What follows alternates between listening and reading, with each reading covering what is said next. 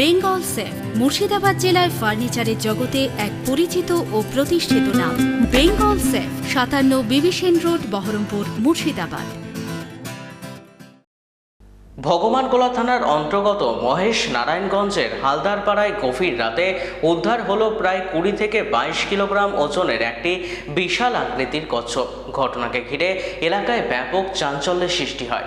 স্থানীয় সূত্রে জানা যায়, বুধবার গভীর রাতে আনুমানিক রাত ২টো থেকে ২:৩০টার মধ্যে হঠাৎ কুকুরের অস্বাভাবিক চিৎকার শুনতে পান পরিমল হালদার নামে এক যুবক। বিষয়টি সন্দেহজনক মনে হওয়ায় তিনি বাড়ি থেকে বেরিয়ে এসে বাড়ির পাশে ওই বড় আকারের কচ্ছপটিকে দেখতে পান।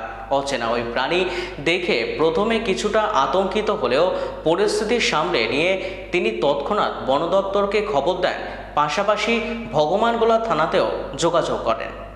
গেটের সামনে কুকুর থাকে ৩টে। কুকুর অনেক জোরে জোরে চিল্লাচ্ছিল, প্রায় ৫-৭ মিনিট ধরে চিল্লাচ্ছিল। ওর কুকুরের ডাক শুনে আমি গেট খুলে বেরিয়ে এসে দেখি গেটের সামনেই রাস্তাতে হেঁটে যাচ্ছে। মানে আহত অবস্থায় ছিল না? আহত অবস্থায় হেঁটে যাচ্ছিল, একদম সুস্থভাবে ছিল।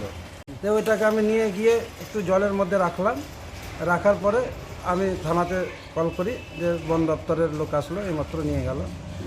ওজন বলছে তো ২২ কিলো মতন হবে, ২২ কেজি ওজন আছে।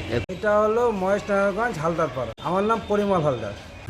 বেঙ্গল সেফ মুর্শিদাবাদ জেলায় ফার্নিচারের জগতে এক পরিচিত ও প্রতিষ্ঠিত নাম। বেঙ্গল সেফ ৫৭ বিবি সেন রোড, বহরমপুর, মুর্শিদাবাদ।